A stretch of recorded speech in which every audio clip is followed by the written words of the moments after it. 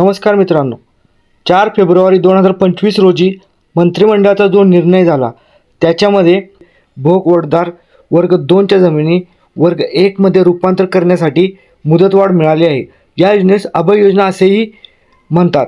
ही मुदतवाढ 31 डिसेंबर 2025 पर्यंत मिळालेली आहे। हा जो काही मंत्रिमंडळ निर्णय झाला तो आपण तपशीलवार बघूया। तत्पूर्वी जर तुम्ही चॅनलवर नवीन असाल तर व्हिडिओला लाईक करा, चॅनलला सबस्क्राईब करा।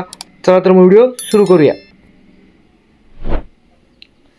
मंत्रिमंडळ निर्णय 4 फेब्रुवारी 2025।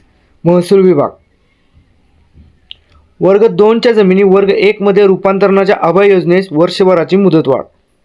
शासकीय भोगवटादार वर्ग 2च्या जमिनी वर्ग 1 मध्ये रूपांतरणासाठी सवलतीच्या दराने अधिमूल्य आकारण्याच्या अभय योजनेस वर्षभराची मुदतवाढ देण्यास आज झालेल्या मंत्रिमंडळ बैठकीत मंजुरी देण्यात आली। बैठकीच्या अध्यक्षस्थानी मुख्यमंत्री देवेंद्र फडणवीस होते। कृषी, निवासी, वाणिज्यिक आणि औद्योगिक प्रयोजनासाठी दिलेल्या शासकीय जमिनीचे किंवा भाडेपट्ट्याने दिलेल्या वर्ग 2 जमिनीचे वर्ग 1 मध्ये रूपांतरण करण्यासाठी सवलतीच्या दराने अधिमूल्य भरण्यासाठीची मुदत संपली आहे। मात्र राज्यात अशी रूपांतरणाची खूप प्रकरणे प्रलंबित असल्याने या योजनेस मुदतवाढ देण्याबाबत वारंवार मागणी करण्यात येत होती। त्यामुळे या सवलतीच्या दराने अधिमूल्य भरण्याच्या योजनेस आणखी 1 वर्षाची मुदतवाढ देण्यात मान्यता आली आहे।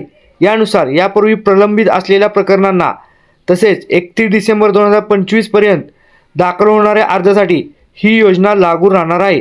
याबाबतची अधिसूचना प्रसिद्ध करण्यात येणार आहे। तर असा हा मंत्रिमंडळाचा निर्णय होता।